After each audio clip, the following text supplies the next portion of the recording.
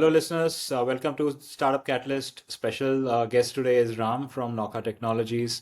It's an enterprising software development firm here in Coimbatore, and I'll let Ram complete the whole introduction.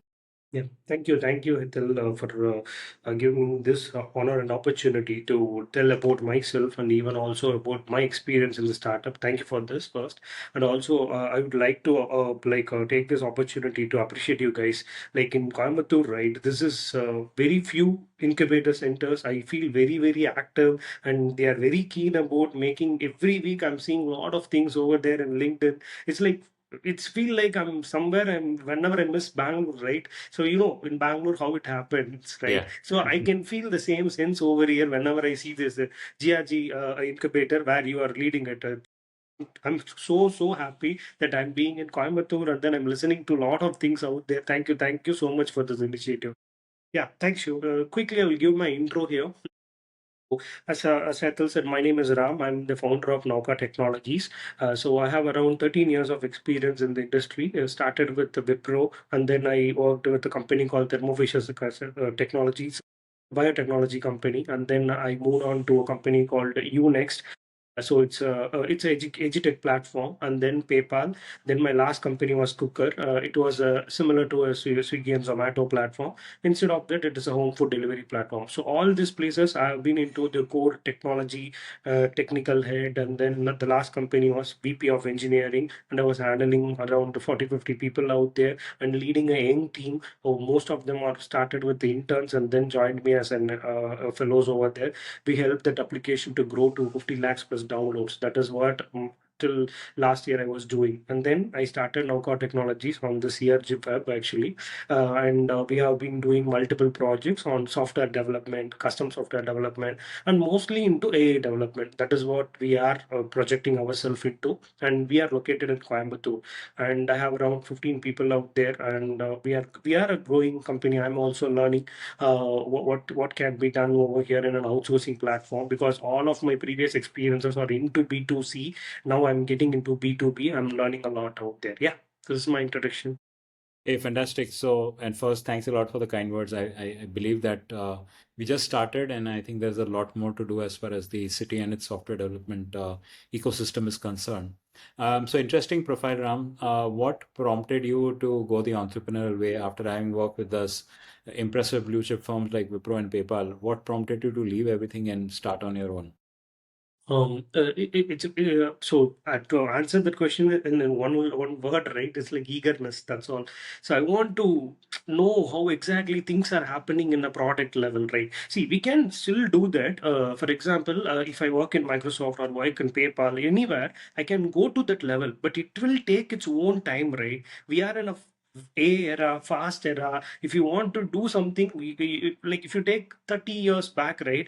To come to a product level, you have to wait for around at minimum 15 years, to be honest. But now that's not the case, like 5 years or 6 years. But I wanted it even before. So that is the whole reason which I have started. I want to drive this ecosystem in the way that instead of learning out, I also want to learn over there and then come out of it and start my own startup. That is how all these things are started. That is the first thinking, the eagerness.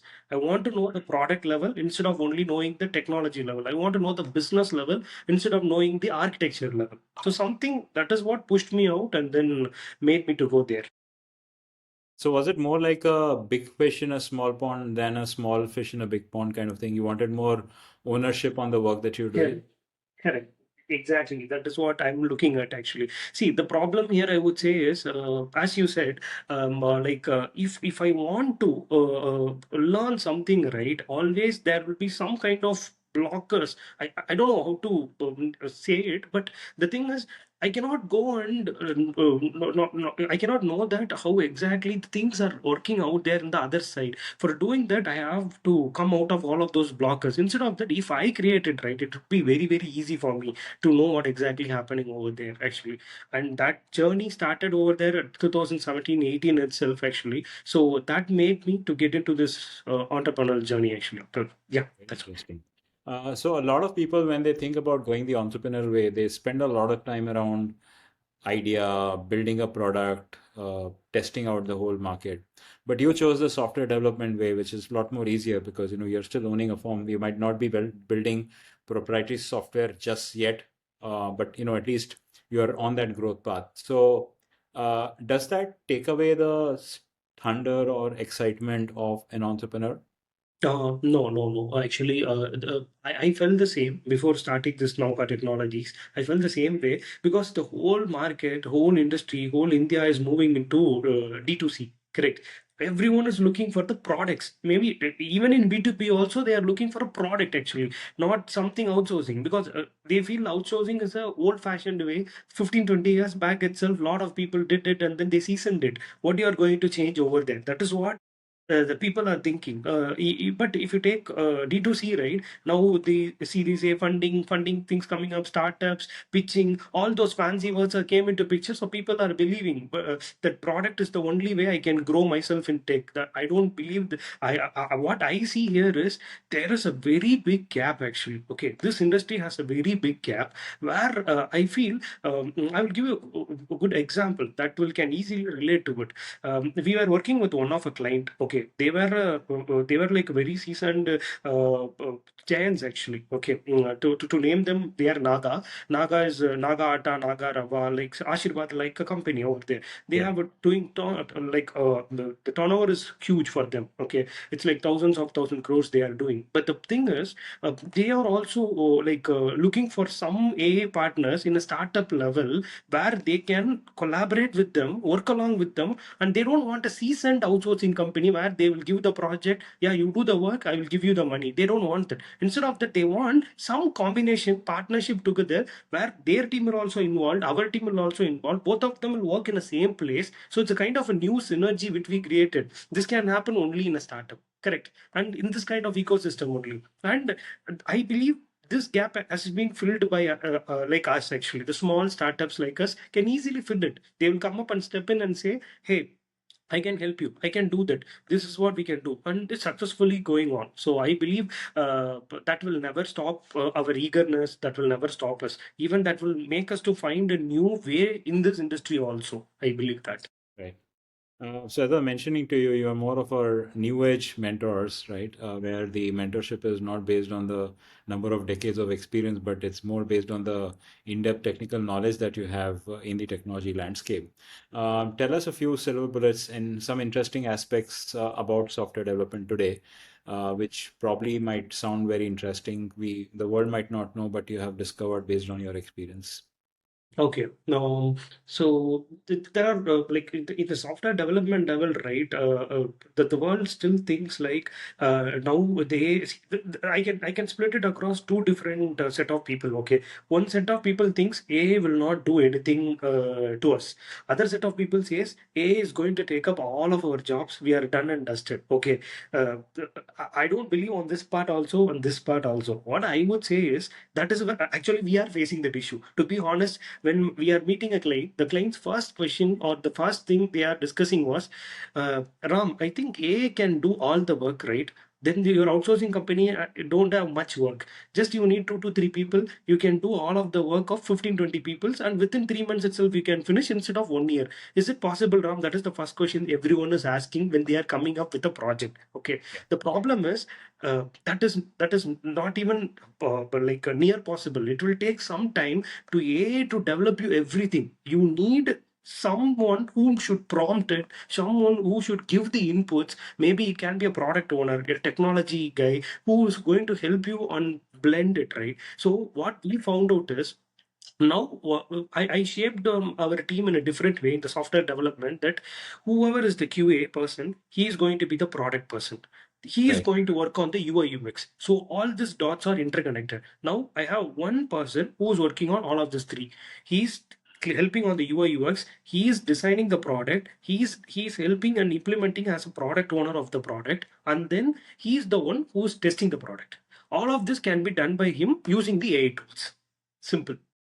We did that, and it's working really really well for us. A lot of people said that how come he can able to do it. I have only 2 persons to handle 4 projects, and they are doing all these 3 designations.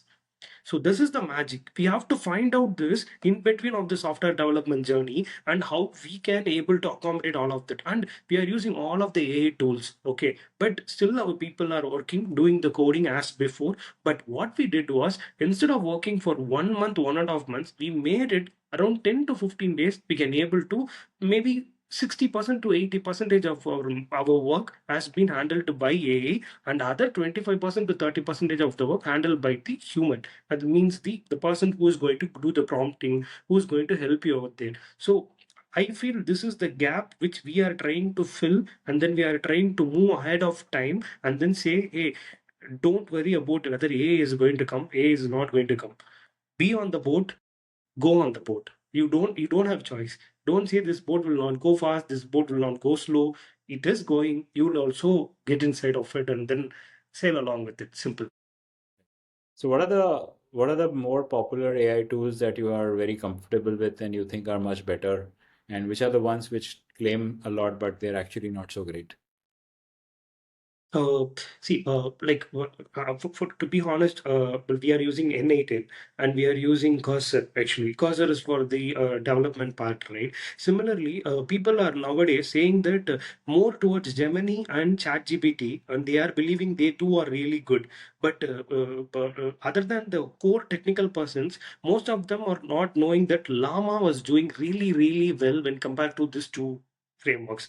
Yeah, yeah, For us, basically for us, for the technology and technical persons who's working, they know that, but the outside of them doesn't know that. I would suggest try out Llama, and people don't have, they're not even searching much. Simply Hmm. they are taking up the chat gpt API and then, okay, this is working fine, good for me. No, go to the market. Now we are working with one of the client who's having a voice recognition kind of a educational tool.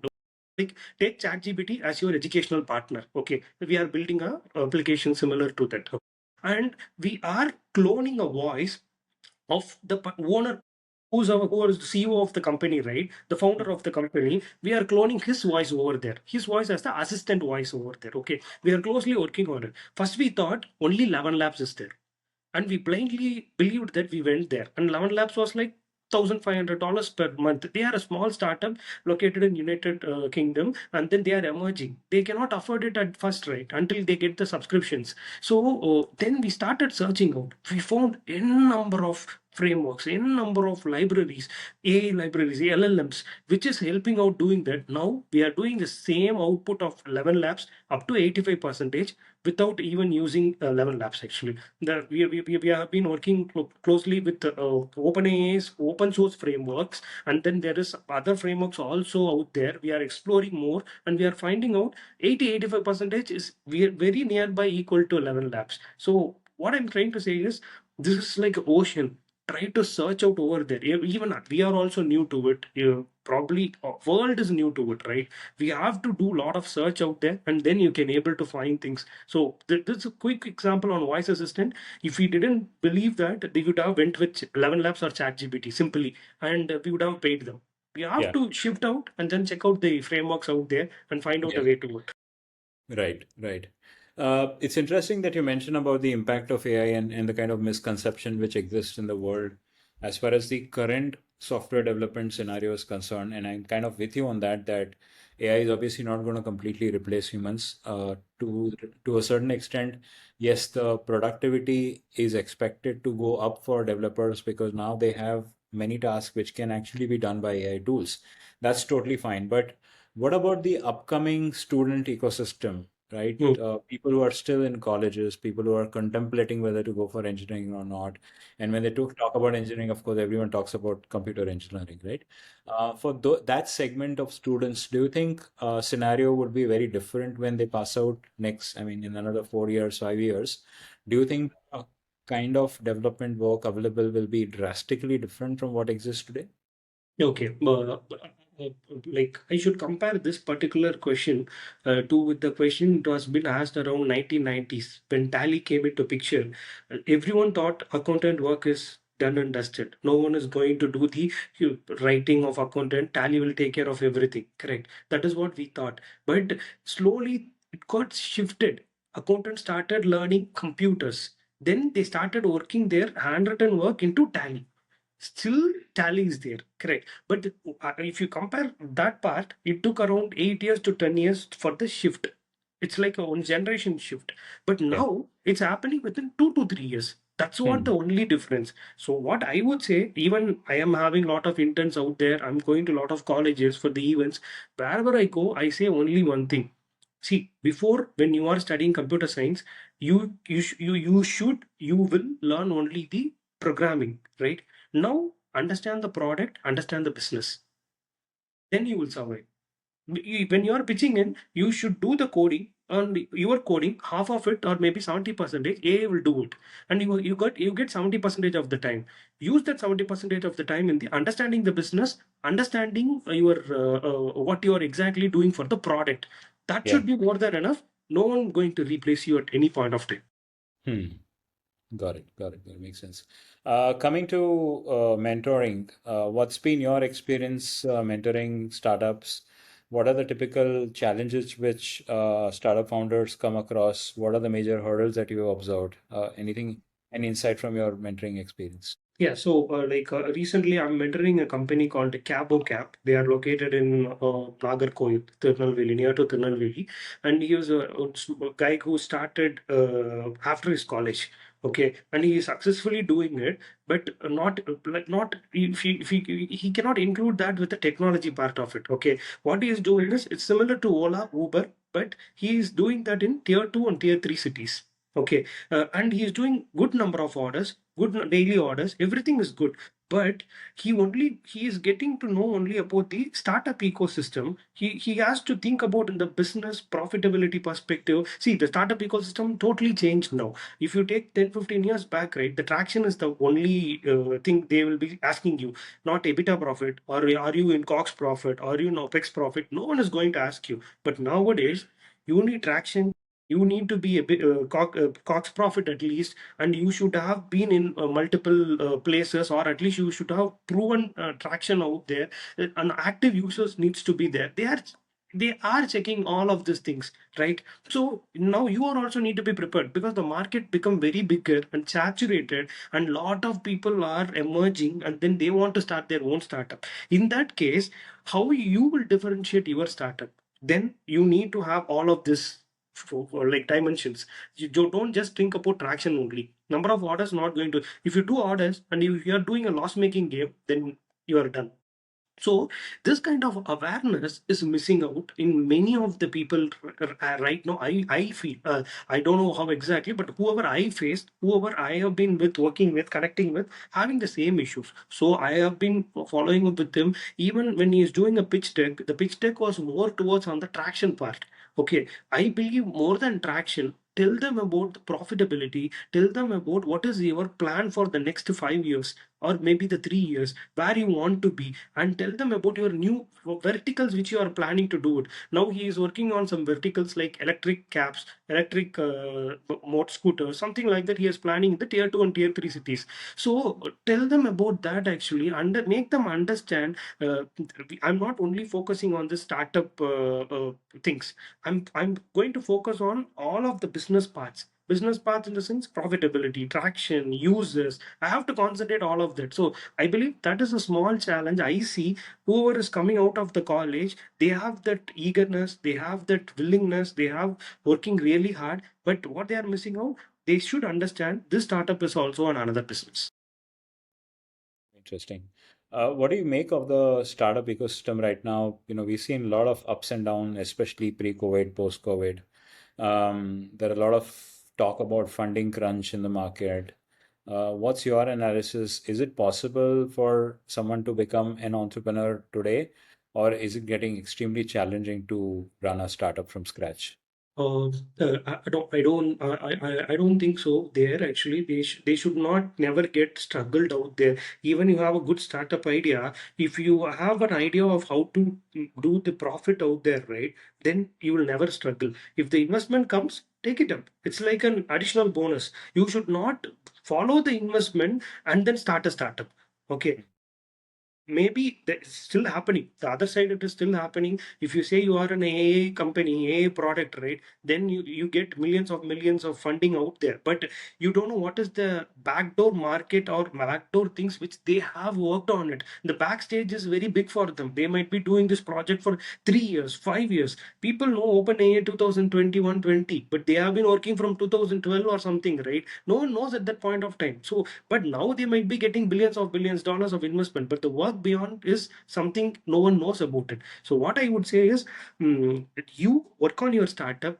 Try to understand how you make money from your startup. Don't wait for the investment to make money, or don't wait for the investment to expand yourself. Actually, that is not going to be the mantra in the current scenario. If you take Zoho, it's a very good example, right? They have bootstrap, but they started 1998 or 2000. Now it's been 2025 where they are now, right? So I'm not going to say wait for 25 years. Keep on running. In 2 to 3 years, you know the business, you crack the business, you'll surely track it, you will become little profitable or slowly profitable. Then investors will easily come to your point. Actually, yeah, I understand. You got a very good traction of users, you got a very good profit out there, but you're not making multiple millions, but still you are doing a profitable business. Then okay, I will give you. And he will also not need of closing the business because he's in a profitable business, correct? So that is the point where we have to arrive in this current situation, because this market is saturated like anything. Like everyone has access to everything now. AI has been disrupted in a different dimension altogether. So I believe, you focus on your business, you focus on your product, you focus on your profitability. Rest of the things will happen as it is. You don't need to worry about it. I think that's very wisely said. The other big challenge which startups face is resources, right? When you can start as a entrepreneur from day zero, and you might build your startup to a certain extent, but when you go out in the market and you try to look for resources, it's extremely difficult to attract people with salaries when you compete with employers like Wipro, Infosys, Bosch in Coimbatore. How do you address that challenge? Because people are still very naive as far as ESOPs and stock options concerned. They really don't get attracted by that, and you can't pay them too much of salary, especially if you're bootstrapped. So how do you address that problem? Like it's a old fashioned, but still I have a very good belief on that. Was Old is gold. uh, sorry. Old is gold. True. So, see, I will hire a person from a college, give him an internship, and then I will convert him into the full-time role. Simple. Uh, Hmm.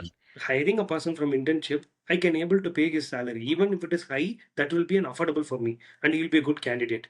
Then he will learn with me for 2 years, then he will move on to the different company. If he love my vision, then he is going to be with me. That is what happening now also for me. So it's a very simple thing. Make them believe that where they are in, this will going to be a very big company very soon, and they should also believe in that dream, and I should also believe in that vision. Then we should marry each other. But alongside, as you rightly said, nowadays people are like, it's very simple. They're coming out of college, they are asking 15 LPA, 30 LPA, 20 LPA, 10 LPA. If you ask them what technologies you know, means I know prompting, I know all the AI tools.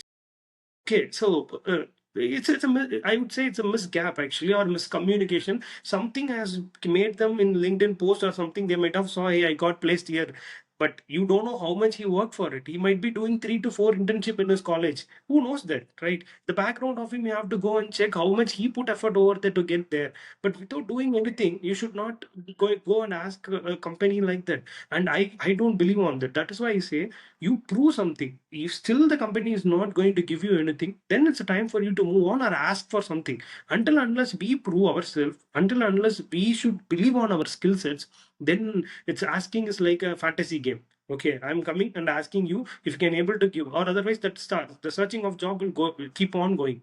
It will be a never ending path for them. Right, But right. in my company, it's very simple. I will hire the interns and then I will convert them. That's all. And then they will also know the value of it.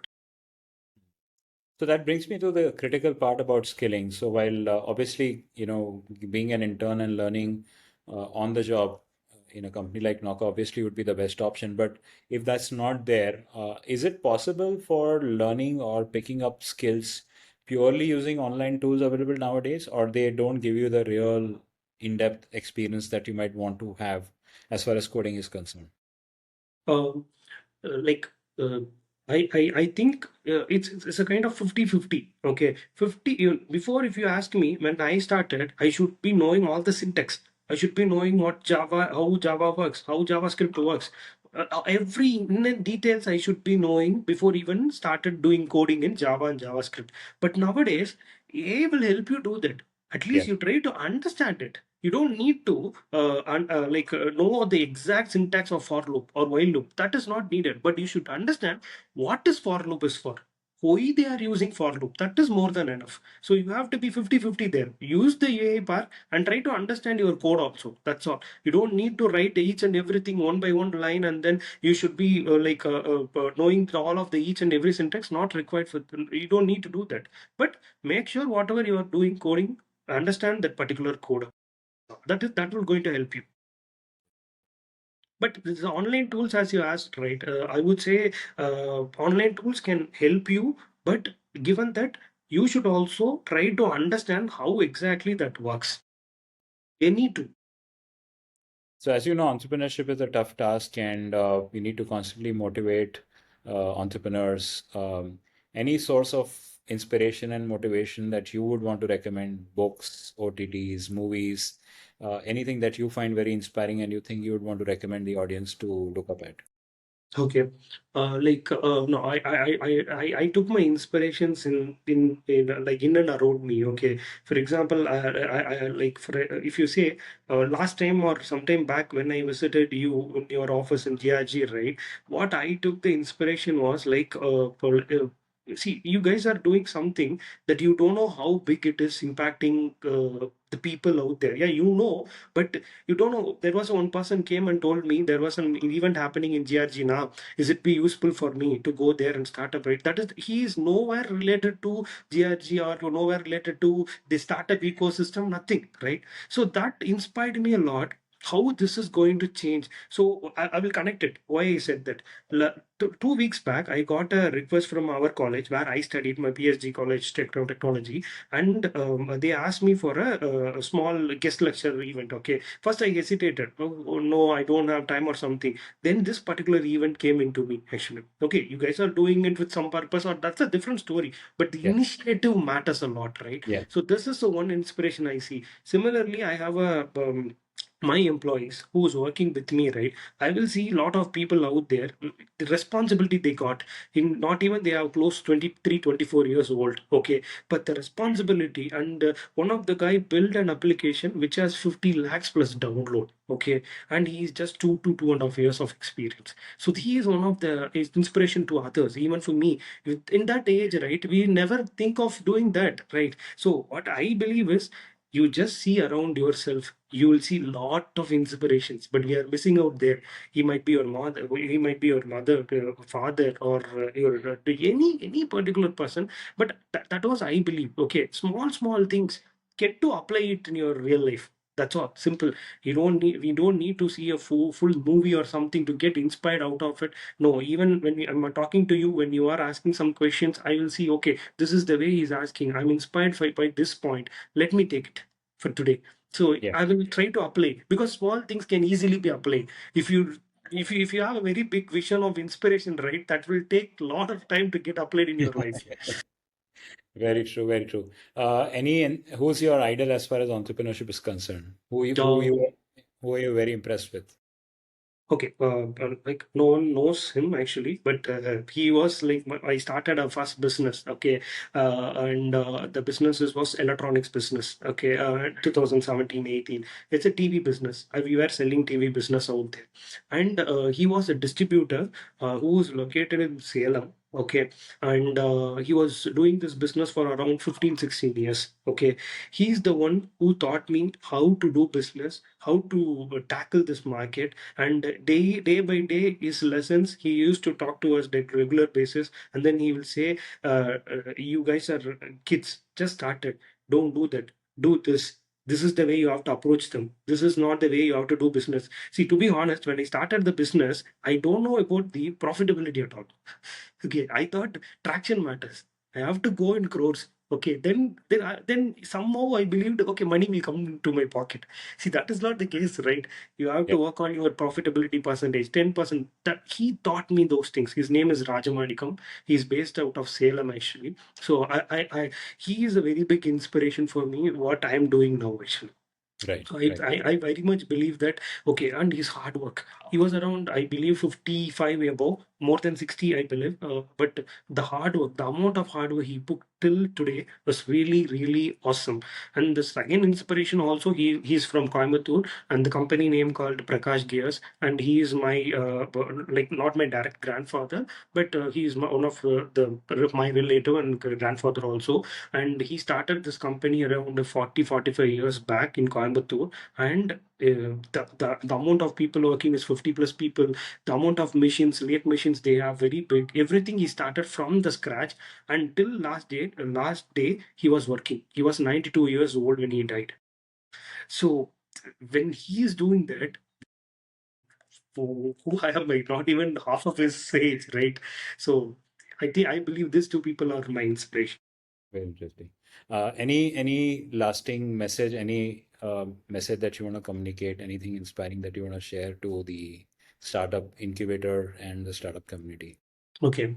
Uh, okay, I have many things to share, or maybe, but if you ask me, the quick point, right?